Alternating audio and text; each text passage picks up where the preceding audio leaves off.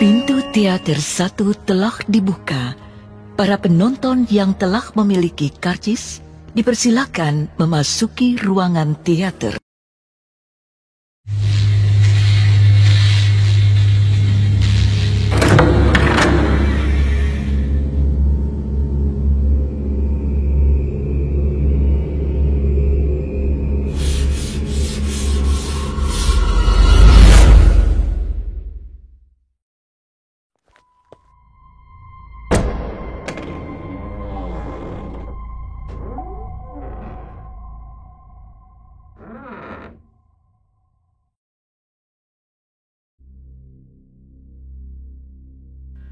Pagi itu di sebuah desa di Kalimantan terasa lebih panas daripada biasanya. Sinar matahari menyentuh permukaan Sungai Kapuas, memantulkan kilau yang menarik perhatian. Biasanya kehangatan ini membawa ketenangan, tapi hari ini Rahayu merasa berbeda dan ada kegelisahan yang sulit untuk dijelaskan. Di belakang rumahnya, tepat di sumur tua yang kini hanya menyimpan kenangan, ia berdiri dengan pandangan yang kosong. Dasar sumur itu kering dan retak-retak dan tampak seperti tanah yang lelah. Sebuah ember kosong tergantung di tangannya, seolah menjadi simbol harapan yang mulai memudar. Kalau begini terus, aku gak punya pilihan lain. Gumamnya pelan, hampir seperti doa yang terhembus angin. Kemarau kali ini lebih parah daripada biasanya. Hampir semua sumur di desa kehabisan air, memaksa warga bergantung pada aliran Sungai Kapuas. Tapi nggak semua bagian sungai bisa diandalkan. Ada beberapa area yang dianggap tabu dan Rahayu tahu persis alasannya. Setelah meletakkan ember di sudut dapur, ia berjalan ke teras rumah dan duduk sambil menatap sungai yang mengalir lambat dari kejauhan. Di ujung jalan kecil, ia melihat sekelompok ibu-ibu sibuk mencuci pakaian. Tawa mereka bercampur dengan gemericik air, menciptakan harmoni sederhana yang mengisi keheningan pagi. Namun pikirannya tetap terfokus pada satu tempat yang jarang dikunjungi, Telaga Jiwa, sebuah sudut sungai yang dianggap keramat oleh warga desa. Orang-orang percaya bahwa tempat itu dihuni oleh Puake, makhluk gaib yang besar dan sangat berbahaya. Ada juga cerita tentang seorang wanita yang mengakhiri hidupnya di sana, dan arwahnya konon masih berkeliaran hingga kini. Rahayu menggelengkan kepala, mencoba mengusir bayang-bayang cerita lama itu. Itu cuma cerita orang dulu, pikirnya kala itu. Bagi dirinya air tetaplah air. Kalau Telaga Jiwa punya air yang jernih, kenapa tidak dicoba? Dengan tekad yang kuat, ia kembali mengambil ember. Kali ini niatnya sudah bulat. Sesampainya di tepi Sungai Kapuas, Rahayu menyapa para ibu-ibu yang sedang mencuci pakaian. Mereka tersenyum melihatnya membawa ember kosong. "Sedang cari air buat masak ya, Bu?" tanya salah satu dari mereka. Rahayu hanya mengangguk. "Iya, sumur di rumah sudah kering." Ia pun melanjutkan langkahnya, semakin mendekati Telaga Jiwa. Suasana di sekitar semakin hening. Suara tawa ibu-ibu tadi kini tergantikan oleh desiran angin yang membawa aroma lembab dari sungai. Di tepi Telaga Jiwa, Rahayu berhenti sejenak. Air di sana tampak berbeda karena lebih tenang, jernih, dan memantulkan bayangan pepohonan di sekitar. Namun ada sesuatu yang membuatnya merasa diawasi. Dengan hati-hati, Rahayu menurunkan ember ke permukaan air. Air dingin kini menyentuh tangannya, membuatnya sedikit gemetar. Namun, ia terus bekerja hingga embernya terisi penuh. Saat hendak berbalik, terdengar suara gemericik kecil dari belakang. Rahayu menoleh namun hanya melihat air kembali tenang. Ia pun mengernyitkan memastikan itu hanya ikan yang berenang. Namun saat ia mulai berjalan kembali, bulu kuduknya meremang. Ada perasaan seolah mengawasi di setiap langkahnya. Sesampainya di rumah, Rahayu segera menuju dapur. Ember berisi air itu kemudian diletakkan di sudut dapur. Tak jauh dari tungku kayu bakar yang masih dingin menanti untuk dinyalakan. Ia tak mau membuang waktu dan bahan-bahan masakan segera dikumpulkannya dengan teliti. Hari ini tugasnya istimewa, menyiapkan hidangan untuk syukuran di rumah kepala dusun, acara yang akan dihadiri oleh banyak warga. Dengan tangan cekatan, ia pun mencuci ayam satu persatu di baskom, memastikan tak ada kotoran yang tersisa. Setelah bersih, ayam-ayam itu dilumuri dengan bumbu yang sudah disiapkan sejak pagi. Lalu ia beralih ke sayur lodeh. Sayuran segar dipotong dengan rapi dan tiap irisan tampak seragam, mencerminkan ia sangat teliti. Di sisi lain meja dapur, bahan untuk bubur manis sudah tersusun rapi, terdiri dari gula merah harum, santan kental, dan tepung beras halus. Semuanya diletakkan di wadah kecil, siap untuk diolah. Rahayu bekerja dengan sangat hati-hati, memperhatikan setiap detail, memastikan semua hidangan akan sempurna. Tak hanya untuk memuaskan selera, tetapi juga menjaga kehormatan keluarga dalam acara besar ini. Ia bekerja dalam hening, tapi pikirannya penuh dengan detail, memastikan semuanya berjalan lancar untuk acara besar itu. Kenapa bisa begini? Dengan perasaan ragu, ia mencium kendi air dari Telaga Jiwa. Aroma airnya biasa saja, namun hatinya mulai dipenuhi dengan keraguan. Ia memutuskan untuk tetap menyajikan masakan tersebut, berharap rasa amis tidak terlalu terasa jika dimakan bersama hidangan lain. Saat makanan disajikan di meja besar rumah kepala dusun, para tamu tampak menikmati hidangan, termasuk bubur manis yang ia khawatirkan. Rahayu berdiri di sudut ruangan mencoba menenangkan diri. Namun tiba-tiba salah satu tamu bernama Ibu Lasmi memegang perutnya dengan wajah pucat dan buru-buru keluar rumah. Suara muntah terdengar membuat beberapa tamu lain kini mulai khawatir. "Bu, kenapa?" tanya seseorang. "Buburnya rasanya amis," jawab Ibu Lasmi. Rahayu terpaku dan hatinya terasa sakit tanpa tahu harus berkata apa. Beberapa tamu lain juga merasakan mual meski tak separah Ibu Lasmi. "Apa bahan-bahannya basi?" tanya salah satu tamu kepada Rahayu. Ia hanya menggeleng dengan pelan. "Tidak, semuanya segar."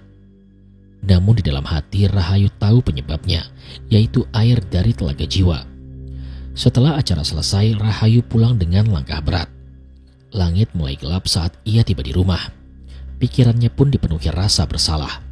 Semua kekacauan ini bermula dari air yang diambilnya di Telaga Jiwa. "Kenapa aku begitu nekat?" gumamnya pelan sambil membuka pintu rumah. Di dapur ia pun menemukan genangan air kecil dekat kompor. "Dari mana air ini?" tanya dirinya sendiri. Ember yang ia gunakan kini kosong, namun bagian bawahnya terasa basah, seolah ada air yang merembes keluar. Bau amis kini mulai tercium, membuatnya sangat mual. Ia pun buru-buru membersihkan genangan air itu, berharap semuanya hanya kesalahan kecil. Namun bau amis tetap tinggal di udara, menempel di setiap sudut dapur. Kemudian Rahayu duduk di ruang tengah karena kelelahan membuat tubuhnya menjadi berat. Namun pikirannya terus mencari penjelasan yang logis. Air itu terlihat jernih, tapi kenapa bisa begitu ya?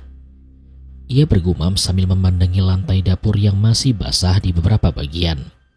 Angin malam mulai masuk melalui celah jendela dapur yang kini sedikit terbuka, membawa aroma lumpur basah bercampur bau amis.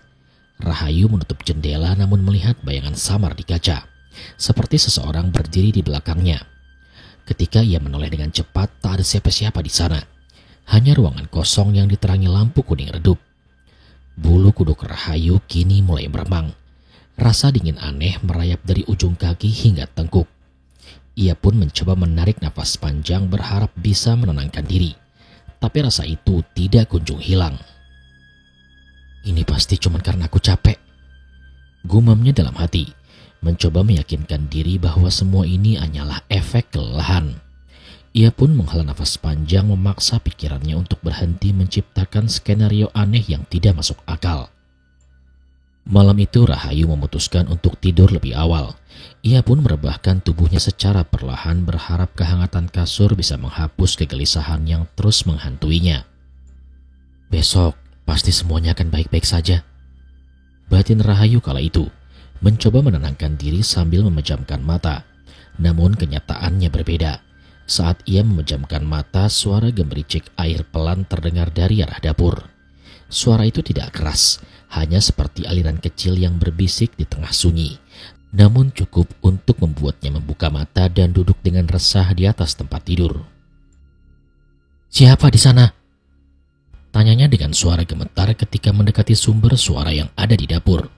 Tidak ada jawaban, namun di sudut dapur bayangan samar seorang perempuan berdiri dengan diam. Rambutnya panjang dan basah menutupi sebagian wajahnya. Rahayu ingin berteriak namun suaranya hilang. Tubuhnya terasa kaku seolah ada yang menahannya. Perempuan itu tetap berdiri diam dan keberadaannya sangat mengintimidasi. Ketika Rahayu berusaha mundur, bayangan itu menghilang seperti larut dalam udara. Namun genangan air yang membentuk jejak kaki tetap ada dan semakin melebar. Ia segera berlari ke arah kamar untuk memejamkan mata. Karena ketakutan, ia pun menutupi seluruh wajahnya dengan selimut berharap ketakutan ini segera usai dari hadapannya. Setelah beberapa waktu mencoba tenang dan berusaha tidur, akhirnya ia terlelap juga.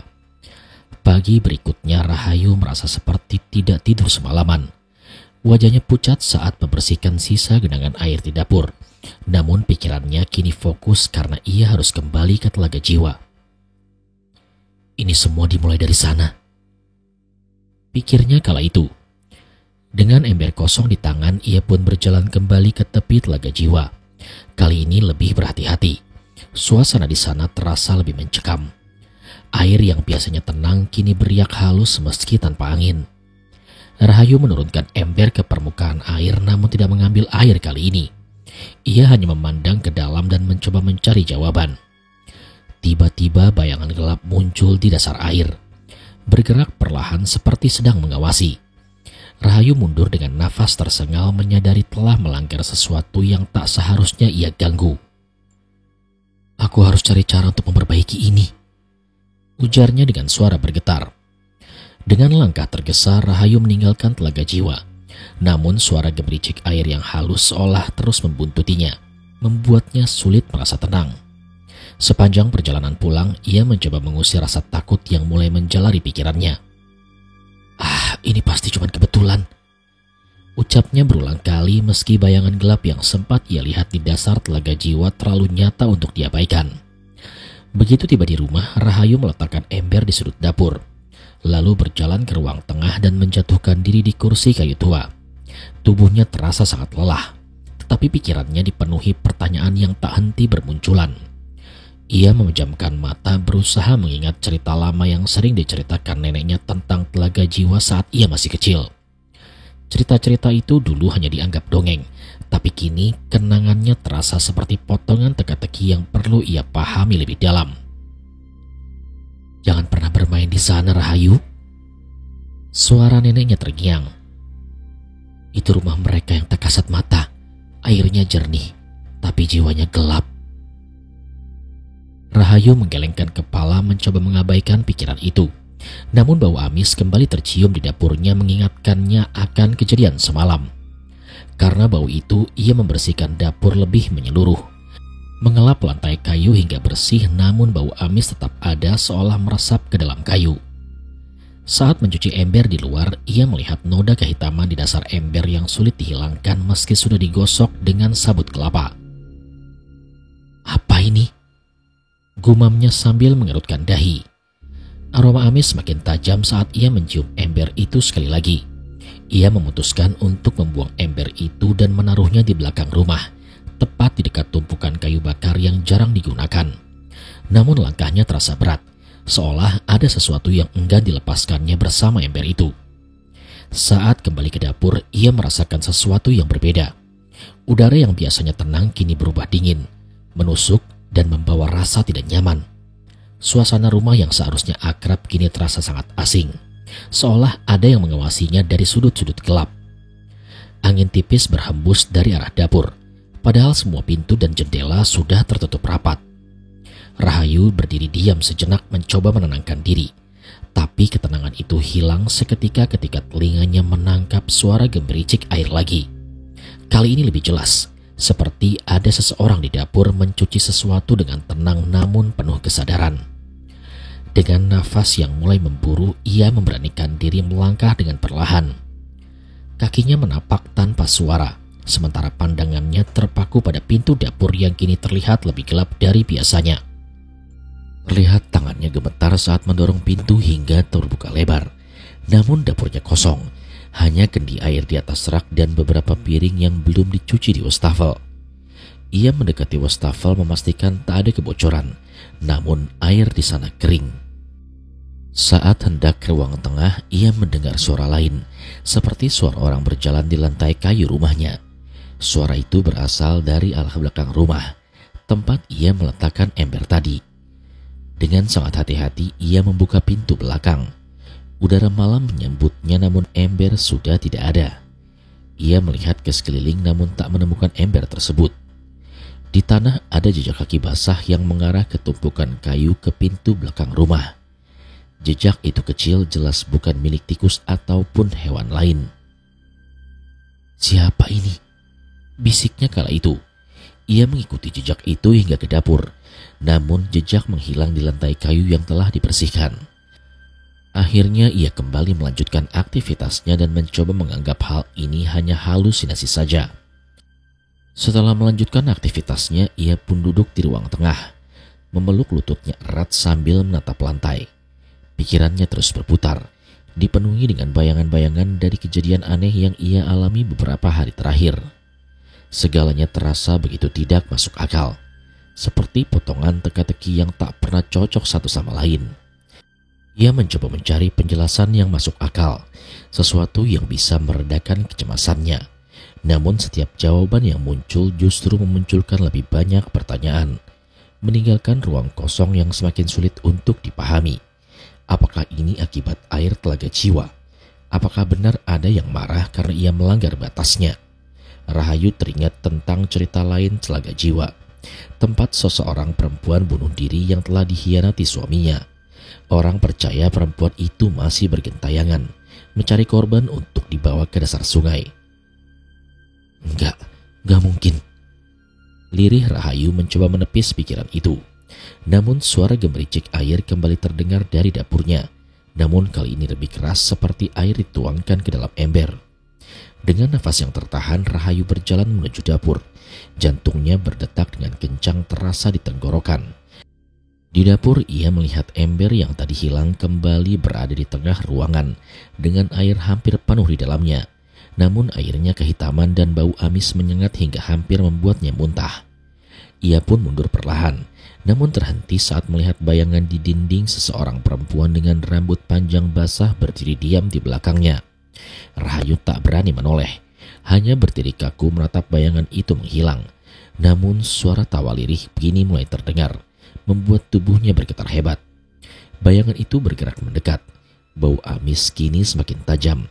Akhirnya Rahayu memberanikan diri untuk menoleh, namun tak ada siapa-siapa di sana.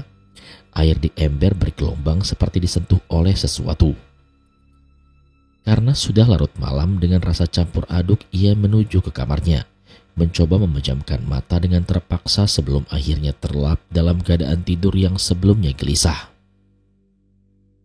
Pagi harinya udara terasa lebih lembab dari biasanya, seakan ada sesuatu yang disembunyikan semalam. Rahayu melihat ke dapur dan masih mencium bau amis. Ember yang semalam penuh dengan air hitam kini kosong, tapi jejak basah di lantai kayu membuktikan bahwa semuanya terjadi itu nyata. Ia pun duduk di kursi kayu dekat meja makan, memegang cangkir teh yang sudah dingin. Matanya melirik kendi di atas rak. Selama bertahun-tahun, kendi itu selalu menjadi andalannya untuk menyimpan air. Namun sejak air Telaga Jiwa masuk dalam kendi itu, suasana rumah terasa berbeda. "Ini gak bisa dibiarin," ujarnya dengan pelan. Rahayu kemudian bangkit mengambil kain lap dari meja dan mulai membersihkan dapurnya lagi. Ia menyapu setiap sudut dengan teliti, berharap bau amis itu hilang. Meskipun sudah dicuci berulang kali dengan sabun, aromanya tetap menempel, seolah menyatu dengan dinding rumah. Saat membungkuk untuk membersihkan ember kosong, Rahayu melihat sesuatu di bawah rak piring. Ada genangan kecil tapi berbeda dari air biasa. Cairan itu gelap dan kental. Baunya amis seperti air di ember tadi malam. Rahayu menggigil. Tangannya gemetar saat mengelap cairan itu. Tapi ketika kain itu menyentuh genangan, cairan itu langsung terserap ke kayu. Bekasnya hilang seakan tidak pernah ada, tapi bau amisnya malah semakin kuat. Ketika memutuskan untuk keluar, Rahayu melangkah ke halaman belakang, mencoba menghirup udara segar. Namun pikirannya masih terpenuhi kejadian aneh. Ia pun melihat tumpukan kayu tempat ember itu dulu diletakkan. Tidak ada yang berubah, tapi perasaan gelisah tetap menyertainya. Kenapa semuanya terjadi? Pikirnya sambil menatap Sungai Kapuas yang berkilauan dari kejauhan. Namun tiba-tiba ada suara halus dari arah dapur. Bukan suara air seperti tadi, tetapi langkah kecil seolah ada yang berjalan dengan sangat hati-hati. Rahayu menoleh dengan cepat namun tak ada siapa-siapa. Ia kembali ke dalam rumah memeriksa setiap sudut dapur dengan sangat teliti. Lantai kayu yang tadi sudah dibersihkan kini kembali basah di beberapa tempat, meninggalkan jejak kaki kecil yang berkelok menuju ke ruang tengah. Jantungnya berdegup kencang. Ia mengikuti jejak kaki itu secara perlahan hingga tiba di ruang tengah. Di sana ada sesuatu yang membuatnya menjadi sangat merinding. Di atas meja kayu kecil di tengah ruangan ada cermin berbingkai emas yang terlihat sangat usang. Rahayu tahu ia tidak pernah punya benda seperti itu. Cermin itu tidak pernah ada di rumahnya sebelumnya, tapi sekarang muncul begitu saja. Dengan bingung ia menatap cermin itu, namun ada yang aneh di pantulannya yang membuatnya terpaku. Ruangan dalam cermin terlihat lebih gelap dan ada bayangan samar seorang perempuan berdiri di sudut. Rahayu tertegun dan matanya tak bisa lepas dari pantulan itu. Bayangan perempuan itu kini mulai bergerak, mendekati cermin itu. Rambutnya panjang basah dan sebagian wajahnya tertutup, tapi matanya tajam melihat dengan jelas. Siapa kamu? Bisik Rahayu dan suaranya hampir tak terdengar. Perempuan itu tidak menjawab. Ia hanya berdiri menatap balik melalui cermin, lalu perlahan memudar seperti asap tertiup angin. Tangan Rahayu gemetar saat menyentuh cermin itu. Bingkainya menjadi dingin, seolah baru saja dikeluarkan dari air. Sebenarnya Rahayu ingin membuangnya, namun ada sesuatu yang menahan. Entah kenapa Rahayu merasa cermin itu adalah kunci dari semua kejadian aneh yang menimpanya. Ia kemudian duduk di kursi ruang tengah sambil memegang cermin itu dengan sangat hati-hati. Rahayu melihat dalam pantulan. Kali ini hanya dirinya yang terlihat. Tidak ada bayangan perempuan itu lagi, tapi hawa dingin di ruangan membuat bulu kuduknya berdiri. Ia mencoba mengingat cerita neneknya tentang Telaga Jiwa. Menurut legenda, perempuan yang bunuh diri di sana membawa cermin kecil saat terjun ke sungai. Cermin itu dipercaya menjadi penghubung antara dunia manusia dan roh. Namun Rahayu selalu menganggap cerita itu hanya dongeng. Sekarang cermin itu ada di tangannya. Ia tidak tahu bagaimana benda itu bisa muncul di rumahnya. Hari sudah menjelang siang, tapi suasana di rumah Rahayu masih gelap. Matahari yang biasanya masuk lewat jendela seperti terhalang oleh sesuatu membuat ruangan terasa suram.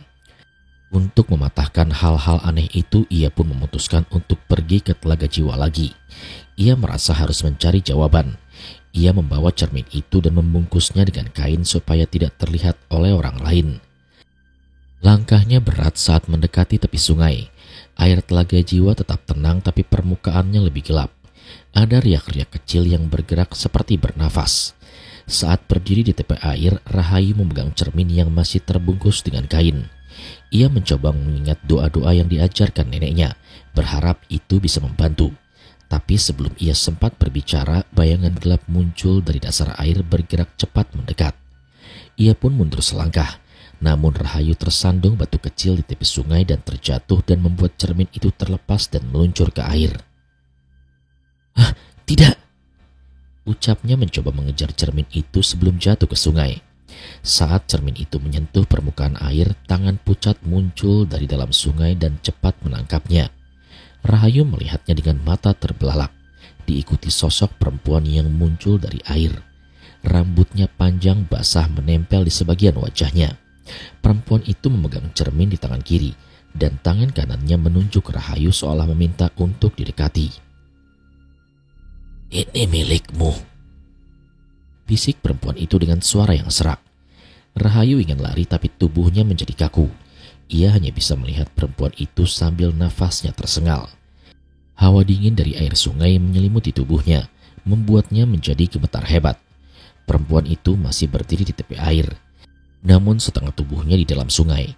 Rambutnya basah menempel di wajah dan menyembunyikan sebagian besar detailnya.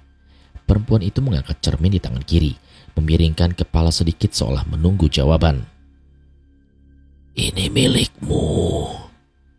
Ulang perempuan itu dengan suara pelan namun jelas terdengar di telinga Rahayu. Rahayu tak bisa mengucapkan apa-apa. Lidahnya keluh dan tubuhnya terasa kaku seperti ditahan oleh sesuatu yang tidak terlihat. Kemudian angin dingin bertiup dari arah sungai, menyibak sebagian rambut perempuan itu. Dan seketika Rahayu melihat matanya dua bola hitam yang sangat dalam seolah tak ada dasar. Kenapa? Kenapa kamu ada di sini? Akhirnya Rahayu berhasil mengeluarkan suara meski hampir tak terdengar. Perempuan itu tidak menjawab. Ia malah melangkah keluar sungai dan setiap langkahnya meninggalkan jejak air di tanah. Mengocor seperti darah dan menyerap ke dalam tanah tanpa meninggalkan bekas. Karena panik, Rahayu mencoba mencari pegangan tapi hanya menemukan udara kosong. Saat perempuan itu semakin dekat, bau amis kembali muncul. Namun kali ini lebih tajam dan menusuk sampai kepala Rahayu pusing.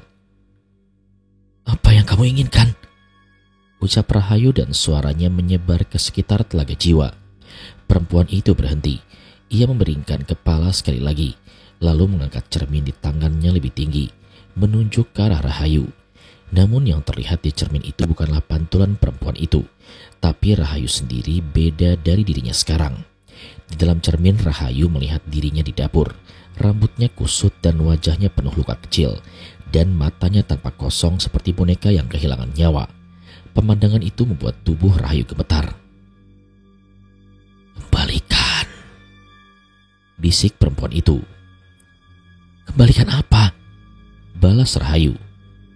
Cermin di tangan perempuan itu bergetar dan bayangan di dalamnya berubah.